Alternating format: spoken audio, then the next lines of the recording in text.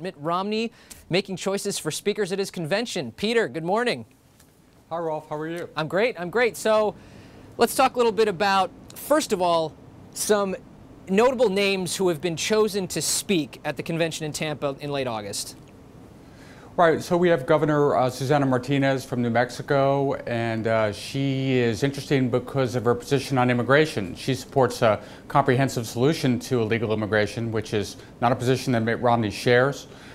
We have Condoleezza Rice, former Secretary of State in the Bush administration, who is pro-abortion rights, again, a position that the Republican platform does not support. So we've got some interesting names. We also have Nikki Haley, governor of South Carolina, who was raised as a Sikh. So these are actually three women of color who present sort of a different face of the Republican Party. Not the face of white men that we saw largely during the Republican primaries. And this is obviously a face I want to show. Peter, talk a little bit about the strategy behind these choices and why it's so significant to get the speaker list correct. Well, it's interesting. There are basically two goals that the Mitt Romney and the party has, and one is to motivate the base, to get people excited, to get the Republican core voters out to vote. And to some degree, one speaker that they announced, Mike Huckabee, will help with that because he was a darling of the conservative right and a very popular candidate during the 2008 Republican primary. But there's also an interest in attracting centrist voters, moderate voters, and independents. And the three speakers I mentioned earlier, Rice, Haley, and Martinez, will help with that. Now, what you just mentioned, appealing to independent voters, talk a little bit about names that haven't been invited to speak so far. Well, so far we don't see Dick Cheney there. We don't see that George W. Bush will be there. Sarah Palin so far has not emerged as a speaker. So these are more controversial figures who may possibly scare away independent centrist voters. And there may not be the same kind of appetite to have these speakers at the convention. The Bush-Cheney administration dredges up old memories about the war in Iraq. Sarah Palin is a figure who never was really able to attract voters beyond the conservative Republican base. Okay. So these are all considerations. And you mentioned, of course, in your story, this is a very interesting tidbit we have to mention. In '92, Pat Buchanan as a speaker. Talk a little bit about that briefly.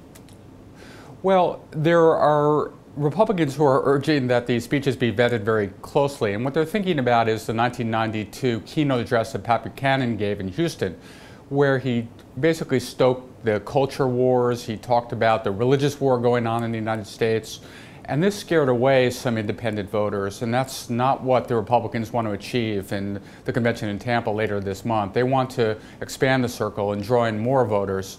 So that shows you the risks and downsides of bringing in people who are going to give this fire-breathing, red meat conservative speeches. Yes, they activate the base, but they can also scare away moderates and independents. Okay. So you're sort of threading the needle here. Okay. Let's jump over to fundraising quickly. Yeah. In July, it looks like we have it here. Romney outraised Obama in the month of July.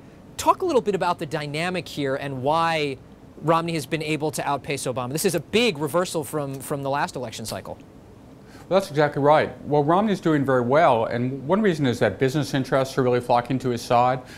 Business community has some qualms and concerns about Obama's rhetoric about business, about some of the regulatory measures that he's taken in his administration.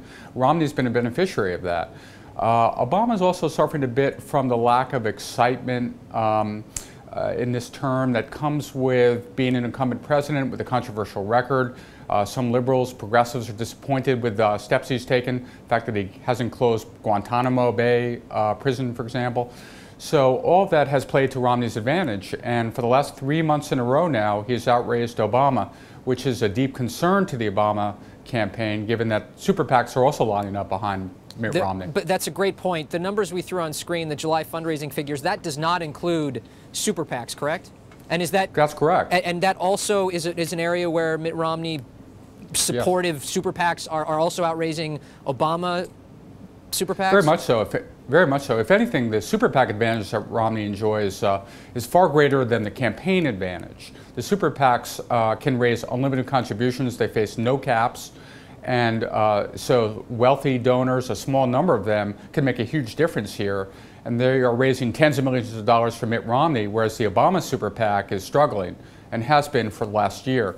So this is another advantage, and that the Romney forces will be able to use to swamp the airwaves with ads in the crucial next 8 weeks. Great. Well, much more election coverage to come as we lead up to the Republican convention, of course, August 27th in Tampa.